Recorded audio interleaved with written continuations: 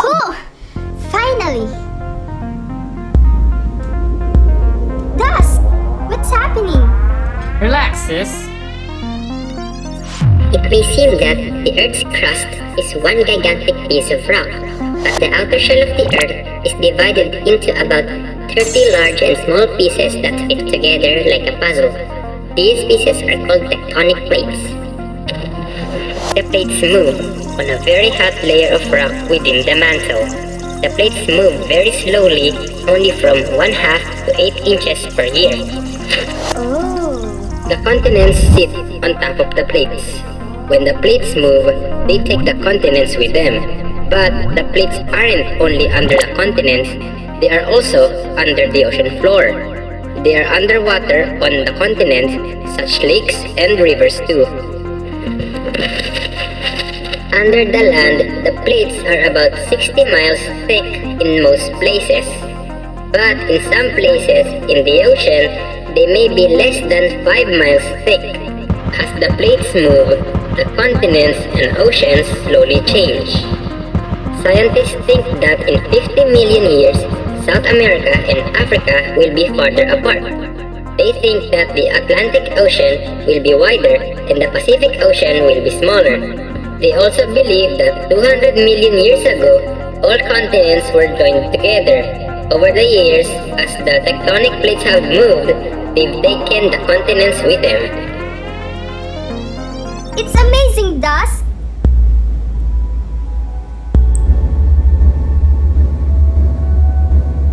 Dusk!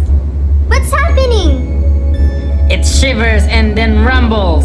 A whole section of land move and even mountain seems to move.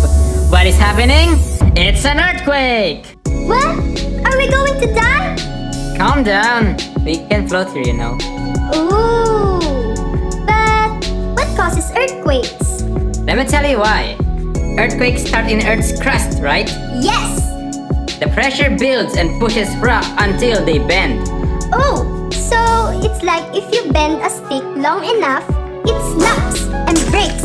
Likewise, the rocks break too. Exactly. When this happens, shivers and quakes rush through the ground.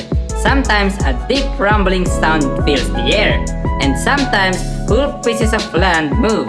Thousands of earthquakes that are strong enough to be felt occur somewhere on Earth each year. Some people live where small earthquakes happen often. And if there's an earthquake, the lamps and hanging plants swing a little. Dishes may rattle, cars may rock during the earthquake.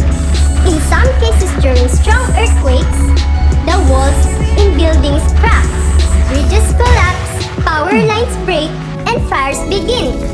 While in tremendous earthquake, the ground may split open. You are right. Oh, and another information. People who study earthquakes are called seismologists. That's me. They measure the movement of a quake and damage it causes. They also try to guess when a quake will happen so they can warn people who might be in danger. That's right. So, you guys better be careful of your surroundings and don't get hurt. Bye. Goodbye, Mr. Seismologist. Thank you. So it's still shaking. Stop that! Oh, it stopped already. Huh? Oh, what a bummer. I'm still having fun shaking. Yeah. So, what's gonna happen next? Is this another earthquake? Let's start with the mountains. Whoa, what's that? It's not a bird. It's not a plane. It's a mountain. Did you know that some mountains are no more than steep hills covered with grass and trees? Others rise high in the atmosphere with snow-covered peaks. Often, mountains stretch out in long chains called mountain ranges. Mountains are formed over long periods of tremendous force in the earth. These forces move a part of the Earth's crust in different ways, making different kinds of mountains. And mountain ranges are important because they influence the climate and water flow of the land around them. But how do they do that?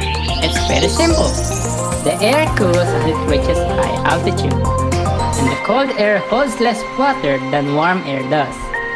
So the warm air turns cooler near the top of the mountains.